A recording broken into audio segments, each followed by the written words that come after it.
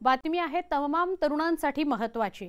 Police भरतीची तयारी करणाऱ्या तरुणांकरता तर जास्त महत्त्वाची ही बातमी आहे। राज्यात 19 जून पासून पोलीस भरतीला सुरुवात होणार आहे।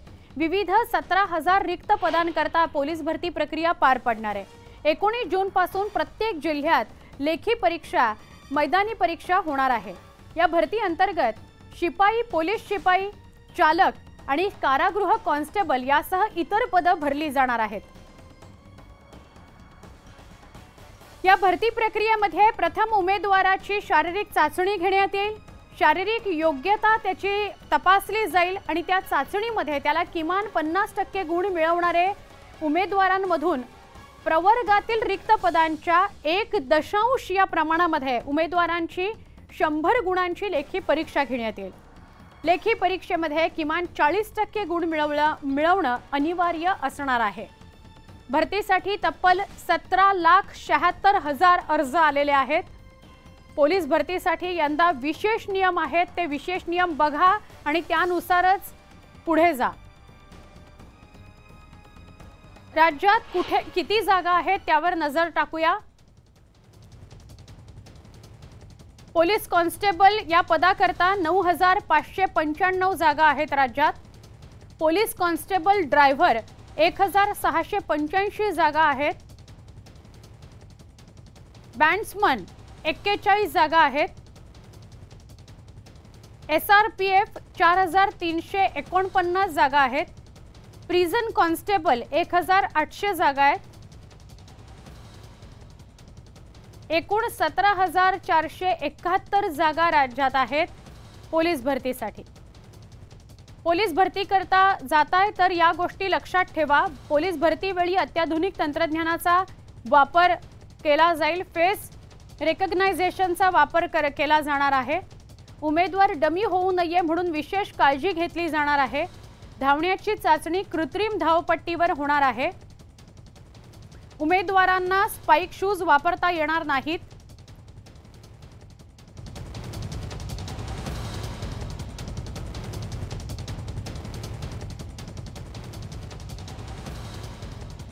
महत्त्वाचं, उत्तेजनार्थ पदार्थांचं सेवन केलं असं आढळलं तर कारवाई होणार आहे। अजून एक महत्त्वाची बातमी ती म्हणजे पोलीस भरतीसाठी जाताय तर काय अजून लक्षात ठेवायला हवं। पोलीस भरती ही मेरिट आणि पारदर्शक असते।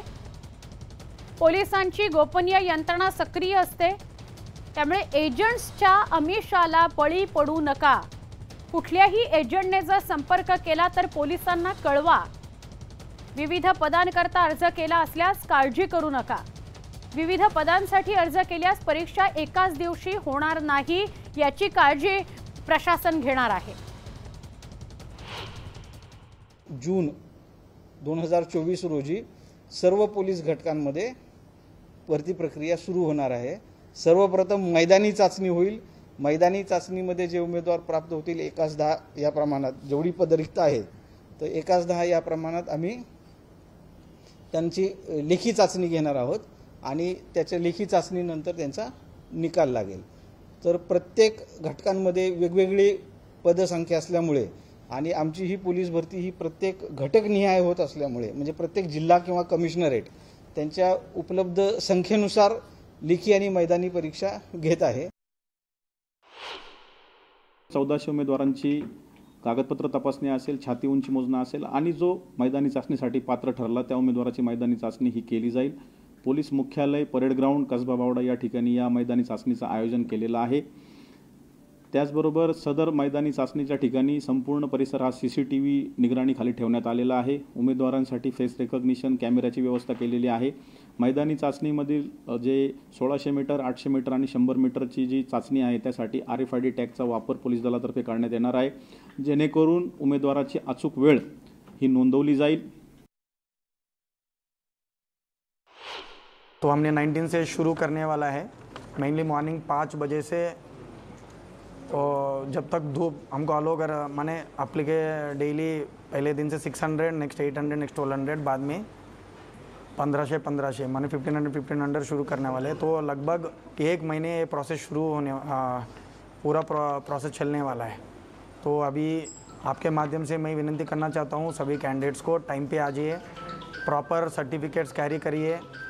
और हमने हर बार हेडक्वार्टर्स में लेने वाला था, हेडक्वार्टर्स ग्राउंड में। अभी इस मानसून के सीज़न ध्यान पे रखते हुए हमने जिला क्रीड़ा संकुल को शिफ्ट किया।